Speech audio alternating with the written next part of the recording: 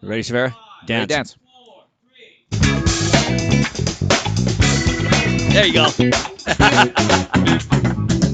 Yeah. Hey, guys. Welcome, everybody. Today's podcast number 84. Jerome, was that right? 84, and I got Randy a special Moss. guest. I finally got a family member on the podcast today. Uh-oh. I wonder if any of our families ever watched this podcast. They're probably going to watch it now. Sevara, do you have any good roasts? Maybe we can bring up later. Any good roasts? Ooh, Think about that. wow. Like of who? Think about that. Of our family? No, you. Oh, me? Oh. I know about your family. We'll roast Grandma. Sevara, we'll roast Grandma. She's always good for a good Yeah. joke. Yeah. Anyways, before we get started, I wanted to give a shout out to today's sponsor. Today's sponsor is my wife. Oh. Yeah, Jenn, Strong Nation, new age fitness experience engineers so every high intensity move is perfectly synced to music, helping students consistently push themselves past their limits.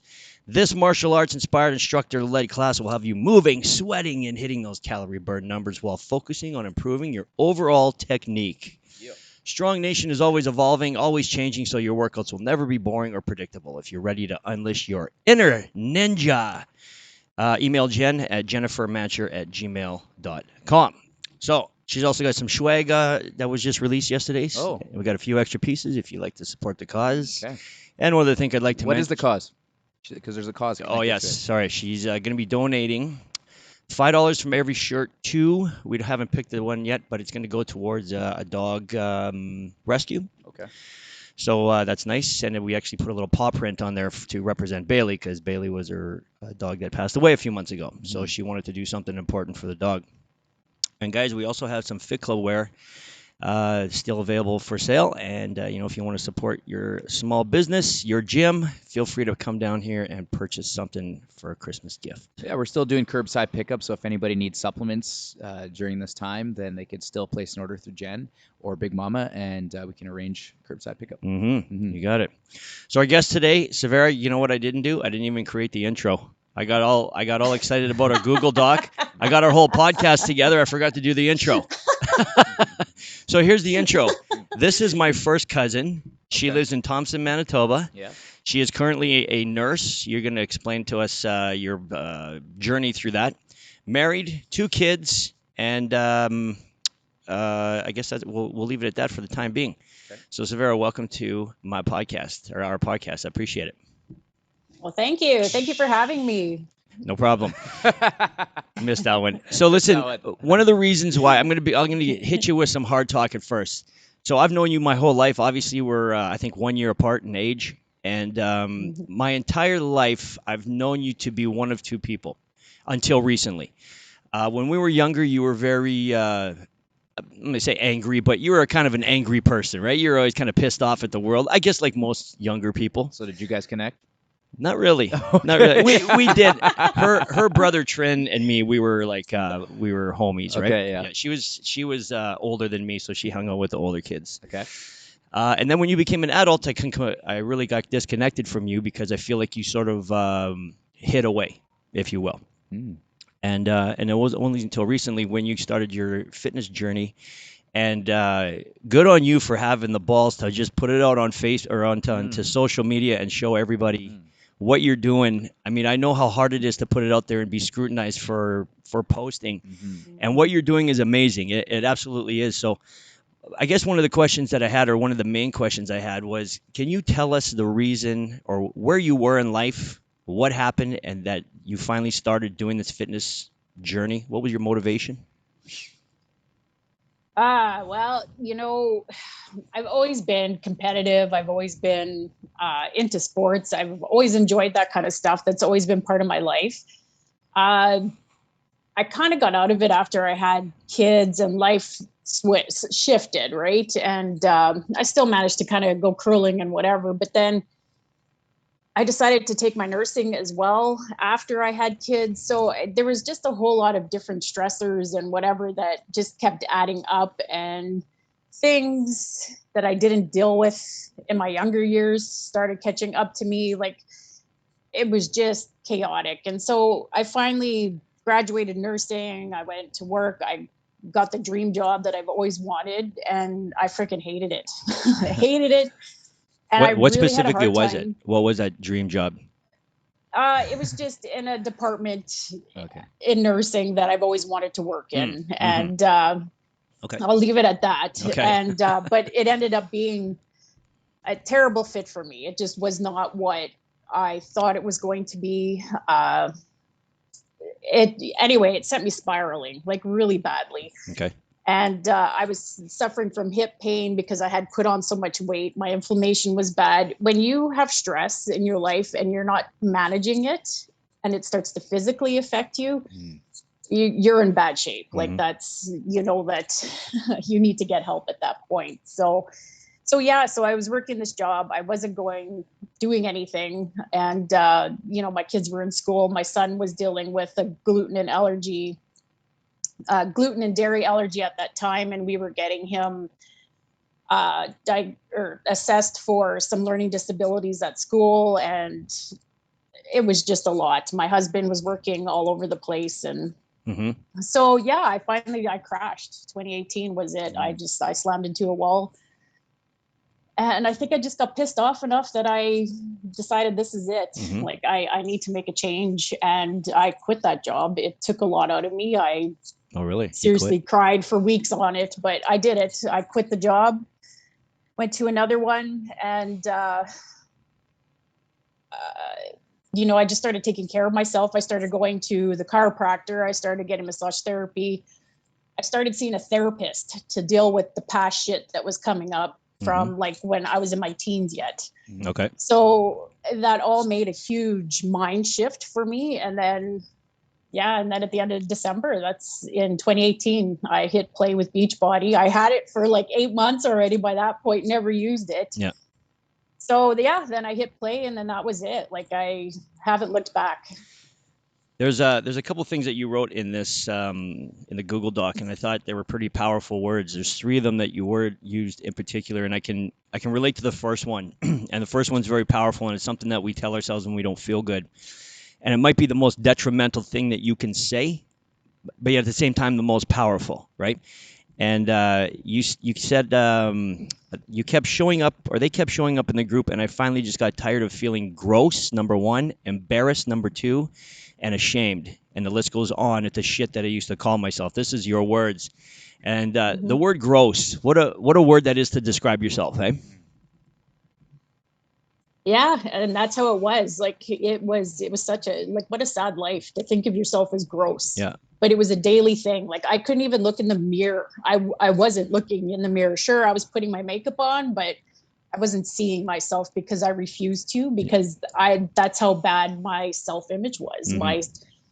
Not even just my image, but just everything about myself. I just thought I wasn't worth it. Yeah. Like, yeah.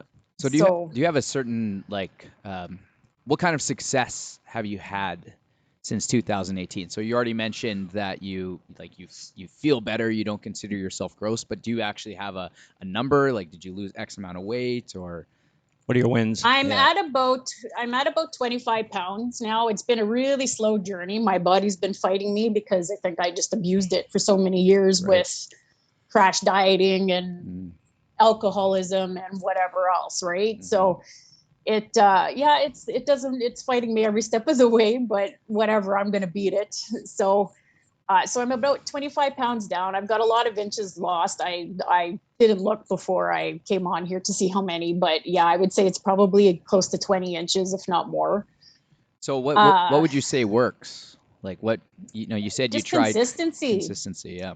Consistency, being consistent and doing it daily. And I struggle with food still. That is a big struggle for me. There's a lot of emotional eating going on, and I'm working on it. It's getting worked on. It gets a little better all the time, but I know even Rick, I messaged him not long ago. I can't do this anymore. I don't want to do this anymore. Like I was just so frustrated with it. Cause when I get stressed, the first thing I want to do is I want to go get those chocolates and chips, right? That's what I want. And it's not alcohol anymore, which is good because that was what it used to be. But now it's kind of shifted to that. And Yeah. I need to really work on that part still. So RJ, let me answer that question that you just said. So just watching your social media, and everybody, we're going to put let you know how to follow Sevara, because watching her workout videos puts a smile on my face. But here's some of the wins for you that you might not notice, but I've noticed. You used to have a very red face, and you don't have it anymore. It's almost like your tonality of your face has evened out. Your smile is real, not fake. Your hair looks really good. I know you used to always cut your hair short. Now it's nice and long. There was a picture of you the other day. I was like, wow, she's beautiful. Look at this. I can feel your pleasant energy. It's not an angry energy like it always used to be. It's very pleasant. And, just like you said, when you sent me a message and say, hey, help me out with food, it's now your ability to ask for help. Mm-hmm. Right? I almost feel like that's the number one thing that people don't do, is they feel like I'm not worth it. How do you even ask for help? Who do you even ask for help? And so that was the one thing that I went through, was by finding RJ on Instagram and reaching out to him. And that was the beginning of my journey. So I just wanted to give you, to let you know what we see when you're putting this stuff out on social media. There's a lot of wins that maybe you don't even know yet. So let's ask the audience. Audience, first of all, who's tuning in live? If you're tuning in live, say hello. If you're watching the replay, then go #replay so we know who's there. But we'd like to know, what got you started? What was the trigger that got you to start taking care of yourself and start working out? So I have a question for you here. What do you use as a measuring tool? So like you said, 25 pounds, and you kind of like, yeah, I lost 25 pounds. And so to some people, that weight is like the thing, right? So like we jump on the scale every morning, and that determines if I'm successful or unsuccessful. But that doesn't seem like the case for you. So what is your measuring tool? No, I call the scale an asshole, because that's what it is. So we should make a T-shirt like that, Rick. Yeah, make a T-shirt. I hate the scale, so I don't weigh myself often, just because like I said, my weight and we don't get along. But anyway, I do I measure myself is what I do, and by my clothes. I can tell by my clothes, definitely. Yeah. What about you, Rick? What do I measure? I do use the scale, but that's more of I ate too much on Friday, and I want to see how much I gained by Sunday. But I'm pretty. That used to be a game for me. Yeah. But I'm at the point now where I can drop that 7 pounds of bloat within 5 days, right? Yeah. So I'm lucky that I've progressed in my fitness journey where I can sort of control that. But it boils down to how my face looks. Whether I can always tell kind of in the chin area, and the clothes. Right. I have 2 sets of T-shirts, and I have a large and a medium set of T-shirts. Okay. And basically, if some days I'm the large week, and some days I'm the medium week, and that's it. So what do you think, Sevara? Should we challenge Rick to just give those large shirts away and never go back? Sure. I think we need to issue that challenge right now. I'm gonna worry. I own a clothing store. I'll bring in new shirts in 5 seconds. So we got some audience engagement. Claire says that she was depressed, and she knew that she would feel better working out. Yeah. And I agree. Like, you always feel better after a workout. Marilia's tuning in. She says hello. Sarah Buchanan says hello. I'd actually like to know the audience, what are they using as a measuring tool, especially our members. We actually send out a video as part of a measure. Like, you have to measure. You have to have some type of thing that you can compare, so that you can have a motivational goal or something that drives you to move forward. So you have to have a measuring tool. It doesn't have to be scale. And whatever that measuring tool is, you have to have a healthy relationship with it. For you get angry, right? People get depressed. Some people get angry. Some people get sad, right? And you have to use that and realize, okay, these are my natural responses. So use that as a motivational tool. If you jump on the scale and every time it makes you want to cry, then you need a different measuring tool. Yeah, right? For sure. But have one. So I'd like to know from the audience, what are they using as a measuring tool? It's a good question. Let's talk about, or let me give you some context to my question that's coming up. So when I was at my worst, Sevara, do you remember me when I was heavy? Could you have that picture in your head? Well, it's like 5 years ago. I don't know. We never really saw each other a whole lot, right? Maybe social media. Your wedding, and stuff, I was there, but. So good. So my wedding I was just starting to get back in shape. Okay, so my wedding pictures, I was big. I was not happy with my wedding pictures. Well, your shirt was open. My shirt, yeah. So, anyways, that was where I was at with that. And prior to that, and this is a question about relationships, is when Jen and I were engaged, and there was 1 year, and I put it out there, that her and I had sex 2 times in 1 year. It had nothing to do with her. It had all to do with me, and I hated myself. I did not want to get naked in front of her. I couldn't stand the way my body looked. And I remember her, we were in, I think we were in Calgary. We were visiting Mitch and Michelle. And, we're on vacation. You should have sex on vacation, right? Yeah. And I didn't even want to touch her because I was so disgusted with myself, grossed out by myself. And she just started bawling. And basically, I realized then that I have to do something different. Like, I'm totally disconnected from my own wife. I'm giving her no physical attention. She doesn't deserve that. She didn't do anything wrong. It's all on me. So how have you navigated your relationship with Jerry and the kids? Like, how was it, and how has it improved? Rick, you know what? It's so similar to that story. Like, just absolutely, when you don't feel good about yourself, you don't want to put yourself out there. You don't want to be vulnerable, right? So, and that, like, I just hid, like you said, I hid from everybody, and including my husband. Like, it was a hard go for a few years, like not even just a year, it was a few years. And it's getting healthier by the day. And it's a lot. Like, our house used to be so tense because I was angry and upset and mad and whatever because I just wasn't happy. So it's really turned around. I'm so much more patient. My kids talk to me now, and as opposed to hiding away and not wanting to ask me something in fear that I would be mad at them and yell at them, right? So it's really made a big effect on that. And like I said, it's the exercise plus talking to a therapist really helped with that, like just learning how to manage those emotions and stuff. And the exercise, like now I'm in that routine. I get up at 5 a.m, which is amazeballs for me because I'm one of those ones who could sleep till noon. I really could. But it's just made such a difference in my day that my whole day goes good now. I'm not coming home stressed out and wanting to just eat everything and yell at everyone. I'm come home and I'm smiling. I'm happy, right? Like, has Jerry verbalized anything? So Jerry, her husband, he's a very I'm not gonna say a passive guy, but just a very chill dude. Very chill. You know what I mean? I don't know if I've ever seen him get even bothered. Never mind angry, but even kind of bothered about anything. Is he retired yet, by the way, or is he still working? You know what? He retired. It'll be 3 years in January from valet. Okay. He kind of took a year off, and actually he's now working out in Snow Lake at the mine there for another year or two, and then we should be ready to hightail it out of here. So has he said anything out loud to you about, hey, this is my you're a new woman, new wife? Has he said anything? Yeah, like what? Recently, he come up to me, slapped my ass, and said, "Hey, I like this." That's good. So it's when. And it is, and I know it's motivating him. He was going to the gym. He's lost a bit of weight, but he can't, like, to work out at home. It's not his thing. So with the gyms being closed now, he's struggling again, right? Because I don't know. So I'm trying to get him to work out with me, but we'll see. So Rick, what would you give advice to somebody, like, and a lot of people are going through this, especially the people that were so used to just going to the gym, but they barely made it to the gym. Now with the gyms closed, everybody's on sit still, right? Like, I'm going to wait till the gym opens. So what would you recommend to somebody that has that mindset?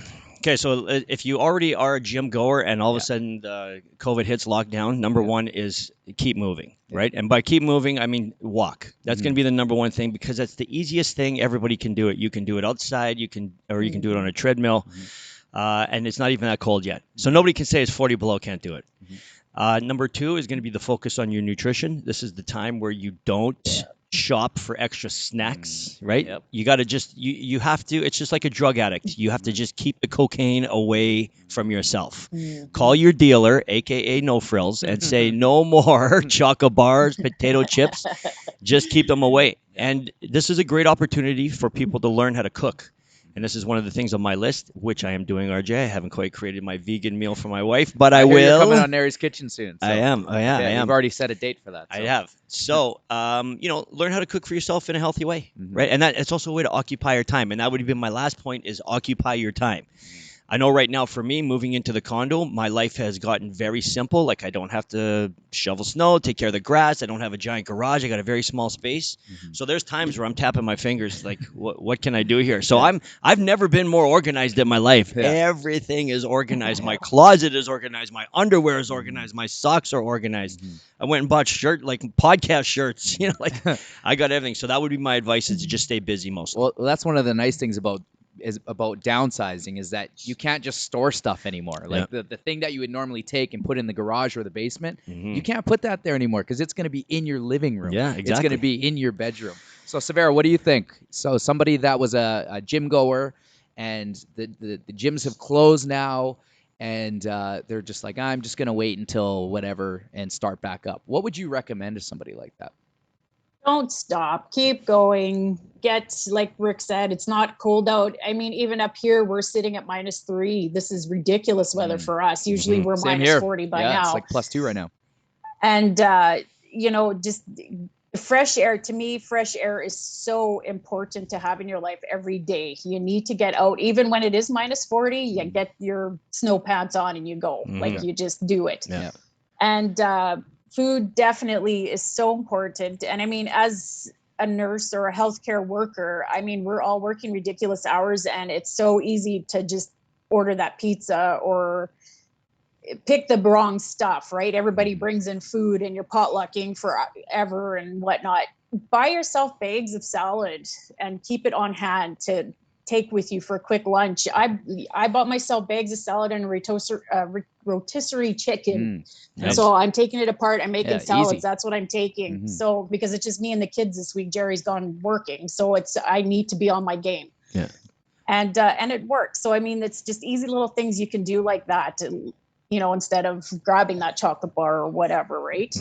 So keep yourself hydrated. Very important. Good and, there's lots of good stuff on the internet. Like you guys had an amazing price there for your online videos while the gyms are shut down. I mean, I'm doing my beach body. There's stuff on YouTube. There's stuff everywhere. There's no reason for anybody to be sitting idle. Yeah, so here's the next question, Sevara. How do you get people motivated?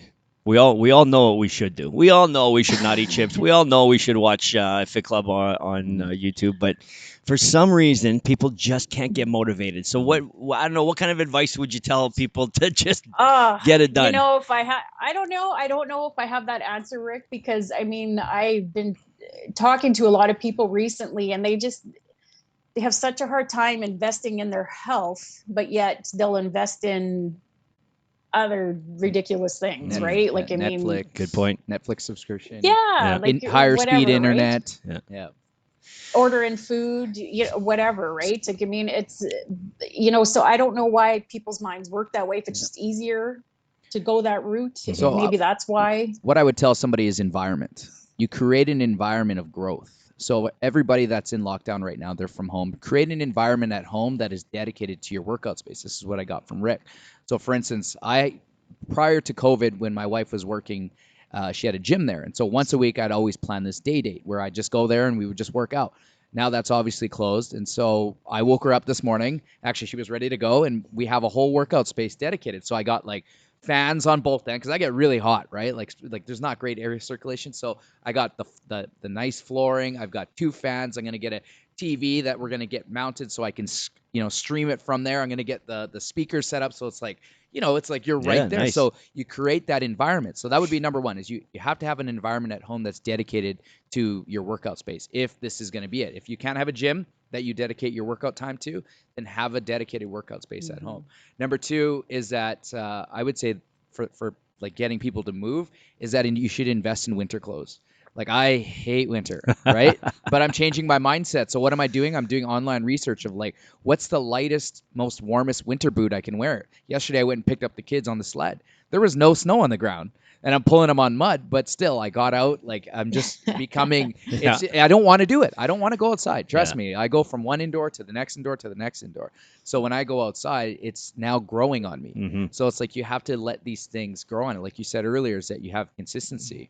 And then when people are at home, you can have the snacks. If they're entering your house, which they're going to, let's just face it, everybody's going to buy that big bag of pretzels, right? You go to Costco and those what are they called? The cheddar and the caramel. You know what I'm talking about?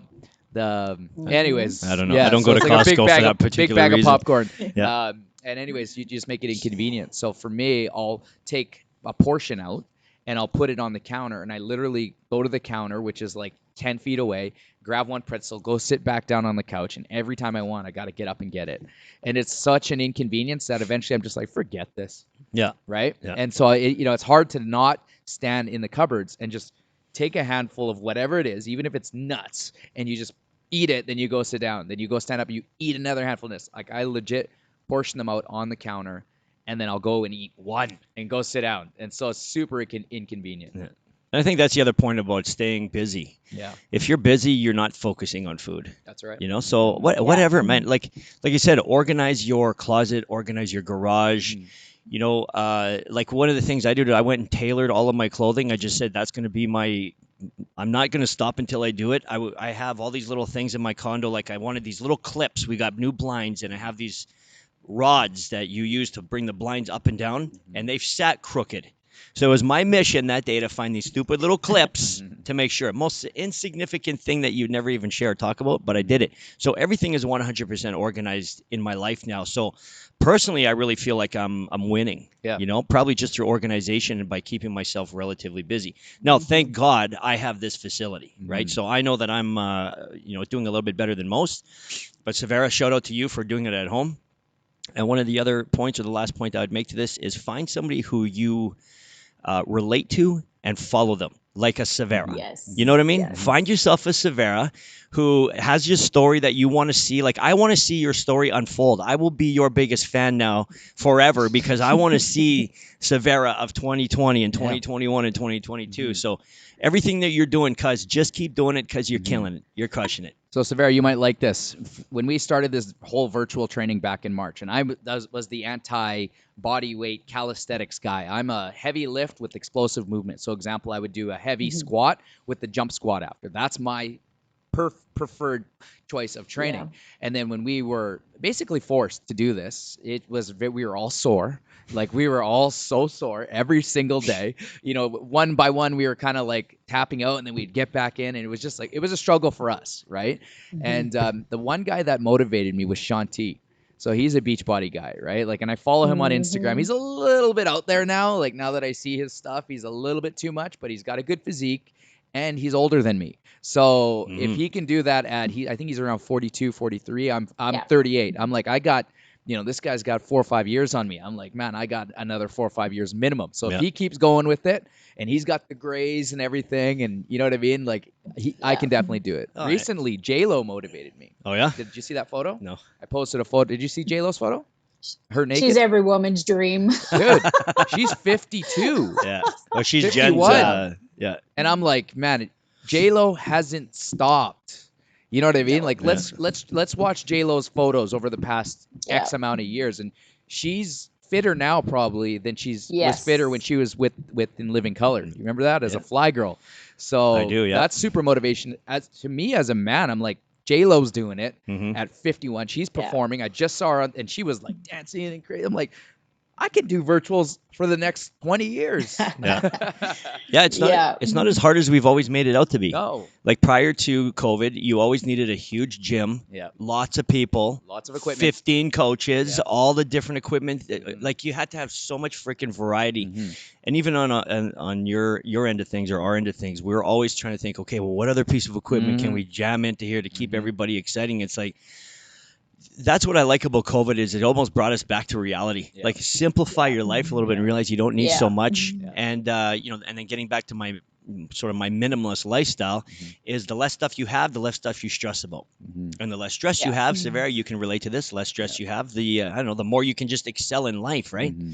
So no, I agree 100%. And it comes back to environment, right? Like, absolutely, you love your environment, your Beachbody environment. Like, we have workouts, but there's workouts on the YouTube. There's tons of workouts out there, but we cater an environment where we're engaging with our members. We make it fun. When it's in house, it's all about the show, right? We always say, I gotta put on the song and dance sometimes, right? Like, you just put on that show. So, I would like to see. I don't know. How are you following her? I guess is Rick have Instagram. a subscription or? I see your posts, but is like you've seen her work out? Yeah. Well, she puts her workout. Well, sometimes she puts her workouts on sometimes, and then sometimes she has like this fast forward. Oh yeah. I don't know what you call that, Sevara, where you do your workout hyperlapse. Yeah. I discovered TikTok recently. Oh, and good. I just love their That's fun. videos, so that's what I've been doing recently. So. But I watch her for like when she's about to do a burpee, or she just did a burpee, or she just did something hard, and then she gives you this face like, for fuck's sakes, I hate this. Like, it's so genuine and it's awesome. I always bust out laughing every time she does it. So I've had a recent discovery. I found out what my least favorite exercise is, because I love them all, right? But now I've actually found out what it is. So let's start off with you, Rick. What is your least favorite exercise? You know what? I want to say burpees, but I actually understand the importance of it, and I know that they're a great overall exercise to do, but they just suck. They're so hard to do, right? Yeah. I would say that one of the things I don't like doing is a jump squat, only because it burns really bad. But again, I know it's really good. Yeah. I don't know. I really don't have one that I hate that much because I get it. You know, they're so all good for you. You dislike, but you will do a burpee and a jump squat. You know what? Here's the thing. So what about a burpee jump squat? I think I'm going to put that in a surprise program. I'm doing programming today. Who are you, Rick's going to be here. Sevara, what's your worst exercise? Yeah. God. It's burpees. I don't. Well, it's on the edge of your. I don't like the burpee. I really don't. But this might not make a lot of people happy, but I really don't like yoga. Yeah. I'm just not a yogi. It doesn't keep me engaged. So I would rather do burpees, 20 of them, than do yoga. So do you think that you're the type of person who needs like speed and excitement and hype? I do. Yeah. Absolutely. If it's not getting my mind going, I'm not enjoying it. So like even the stretching after, I'm kind of just doing my own thing after because it's too slow for me. Like, I mean, Eventually, you'll probably start to appreciate the stretching a little bit more. But I'm like you. I do. Yeah. Yeah. When I first started, who cares? Stretching? Come on, I'm here for a workout. Let's get this in and let's get this out of here. But wait, tell me this. I'm forget your I don't know, weight aside.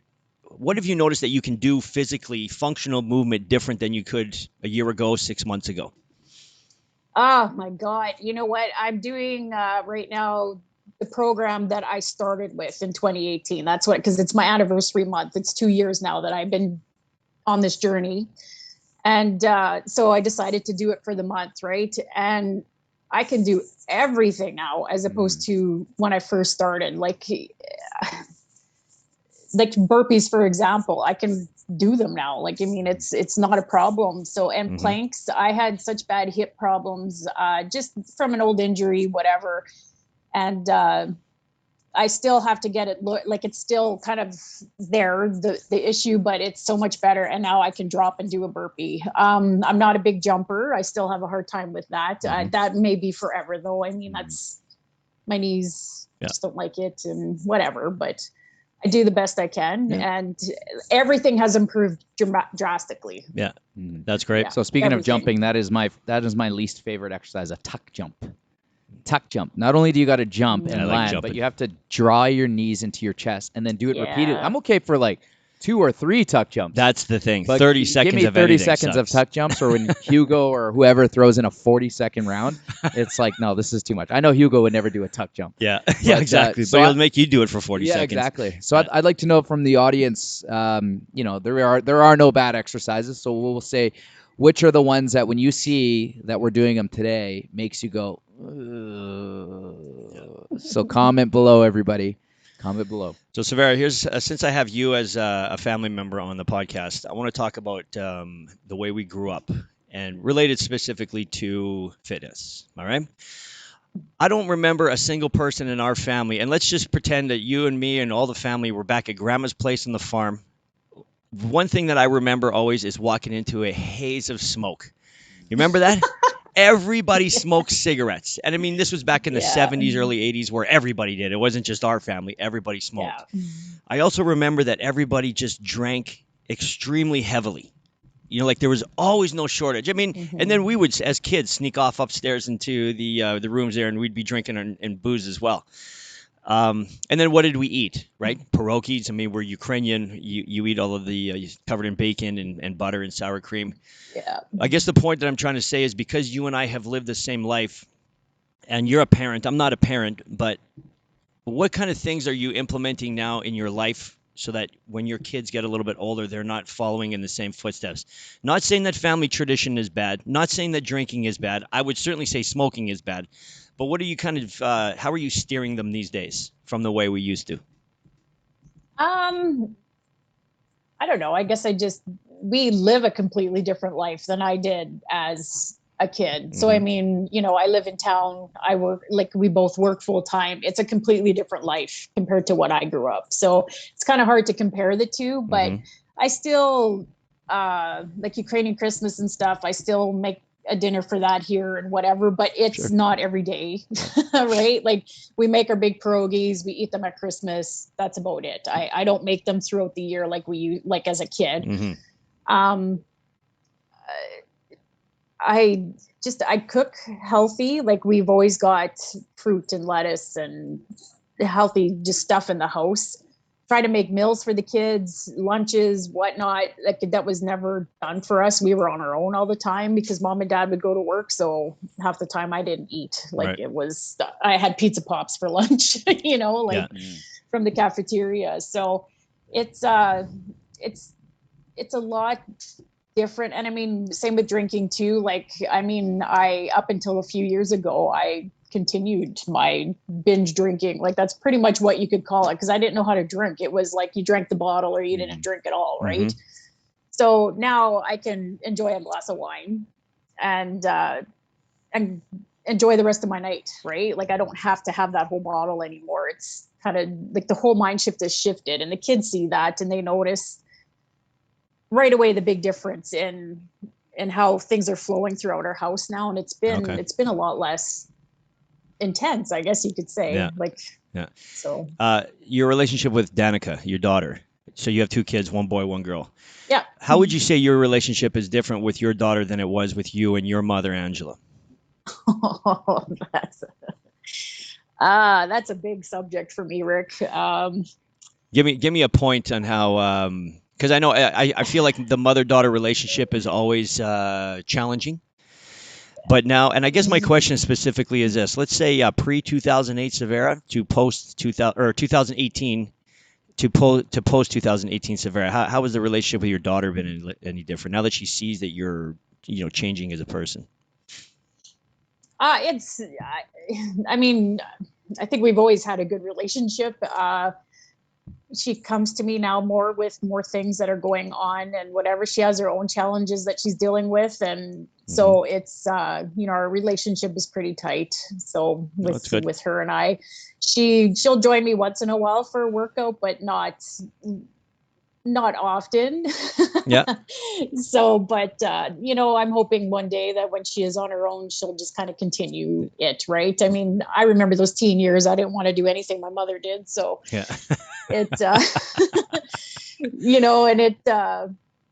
it's a little different. She is willing to do stuff with me, but it's still. So let me ask you this: do you think that it's ever too late to be a positive influence for your kids? So absolutely not. Yeah, absolutely. So how do you go about doing that? So let's say you've got a 13, 14-year-old teenager that knows it all. And, for 13, 14 years, she's laughing because she has one. Yeah. All they've seen you do is, guzzle down wine on the weekends and eat potato chips during the weekday. And fitness was not a part of your journey. So how would you, or what advice would you tell a mother that is getting into her journey? And then how can you get your daughter or your son or whatever kind of influenced in the positive direction? You got to keep it positive. You can't shove it down their throat. You can't make them do it. You got to be just be that positive influence and kind of incorporate it into your daily routines, whether that's by making their meals a little bit differently or inviting them to work out with you. And I do almost every day. I say, hey guys, you guys going to work out with me in the morning? 5 a.m. Nah. Yeah. So anyway, maybe if I worked out after work, they might be more enticed, but and just keep that positive environment, keep showing up, being accountable, and eventually they're going to join you. It's but I can be, like, why aren't you guys doing this? Why aren't you guys eating this? That can happen around here. It's not perfect around here, but you can't be that way. They'll listen better by example than they will by being told. And being, like we said, consistent, right? So that's a recommendation that I would give to parents that have young kids. Like I have a almost 2 and almost 4-year-old, is just consistency. Is that, they're going to do what you consistently do. So if I can start them off at 1 and 2, like I just think about some of the habits I had as a kid versus like the habits that my kids have. Like my kid can do a full push-up. Well, he hasn't shown Rick yet, but my kid can do, he doesn't know like on the knee push-ups, and not that there's anything wrong with that, but he's 3 years old and he can do easily 10 to 15 push-ups off his toes. So that example is like from day one, and it's been the same message all the way throughout. Yeah, for sure. And you know what, even regardless of being a parent, I've surrounded myself with people who do things consistently, and that has inspired me to do consistent things as well. That's actually a big thing. Is look at this podcast. Yep. It's 84 episodes, right? We haven't taken a week off. And yet. Here's a shout out to my wife. Here's a shout out to my wife. Here we Speaking go. of which, so yesterday, so now that I'm, by the way, I have a new name. It's Condo Rick. Okay. Did you know that? Condo Sevara? Rick, aka That's my Chaz. new name, just so you know. Okay. Condo Rick, because I'm all about the condo lifestyle. And so now I'm always cleaning the condo. I organize the. You wear a little outfit too, or? Not yet, but I told her to buy me one. Okay. I'm still waiting for it. Where it's coming from, babe. And anyways, so I organized the cutlery. I'm organizing the way the knives are. I'm organizing the pantry because I want it to be the way that it makes sense for me. And I said to her yesterday, I'm like, babe, for years I never gave a shit about cleaning the kitchen or organizing. Like, she just came home and she cleaned it. Never said anything. I may or may not have thanked her when I did it. But looking back on it now, it inspired me. So now I'm the person who does it, and I want to be the one who cleans. So, yeah, whatever you do, the smallest little things in a positive way will eventually inspire somebody around you to do it as well. So, Can I ask you a question, Sevara? Yes. So, and you mentioned about dealing with your past, right? So you've been dealing with your past. You're probably maybe still ongoing dealing with the past. Now, somebody that has, baggage, so to speak, right? Would you think that they need to face whatever happened or whatever they've been dealing with all their life first before they make a change? Or is that something that you kind of like slow, like what is your approach to that? You got to deal with it first, then move on, or do you kind of face it and deal with it as it comes? It can kind of affect everybody a bit differently. I know for my journey, I kind of started facing it before I started getting healthy, just because that's the way everything kind of fell. However, for some people, they might be well into this journey, and then you hit that point of happiness or like fulfillment, and then bam, you're hit with something that happened in the past that suddenly you're like, shit, I need to deal with this. And it's because you're feeling so good that these little negative things that you've hidden for so long are coming back. And so you just deal with them as they come. You're already kind of ready to deal with them, but you got to make sure you deal with them and you don't go backwards, right? So it's ongoing. For me, it's ongoing. Like, I'm still working out a lot of stuff, especially in regards to my mom and whatever else. Like, there's just a lot of stuff there. And every day it gets better. It gets better. My relationship with my mom is much better than it was 10 years ago. My relationship with my family is better than it was 10 years ago, because I'm just learning to let go of the anger. But it takes time, and it could hit you at any point. There's triggers, right? And well, I applaud you for openly saying that you are seeing a therapist. I think a lot of people are. It's almost embarrassing, and you feel a little bit of shame, like, how do I go about, do I need a therapist? And like, how do you recommend, like, I know a couple people that can really use some therapeutic help, maybe even myself, but how do you even like approach that? Like, do I bring that up to the doctor, or like, is he going to shame me? So I think that, for you openly saying that and actually reaching out that professional help, that you're doing that. And so would you recommend for people to maybe explore the options of seeing a professional? Absolutely. And you know what? If you were diagnosed with diabetes, what would you do? Yeah. You're going to See a doctor. take a pill, exercise, and whatever, right? It's the same damn thing. It's no different. So the stigma behind mental health really needs to like just get lost, because it's like any other illness, really. And talk to your friend. If you think you need a therapist, honestly, talk to your friend about it, because chances are they've seen one, or they've thought about seeing one, and they're interested in learning more about it. Like for us, we have a fantastic program through our work, so I mean, it's available to us anytime. And I mean, as a nurse or as a frontline personnel, you see a lot of trauma. So if we don't deal with that, we're going to burn out, and we're not going to be able to work. We're not going to be able to be moms, wives. I mean, so you need to take care of up here. And honestly, for me, like I said, taking care of up here started the rest of it for me. Nice. I think the importance of finding professional help is it's somebody that they're there for your needs specifically. I think a lot of us tend to either dump our problems on our wives or our friends or the people around us, and people, like, we're just not equipped for that.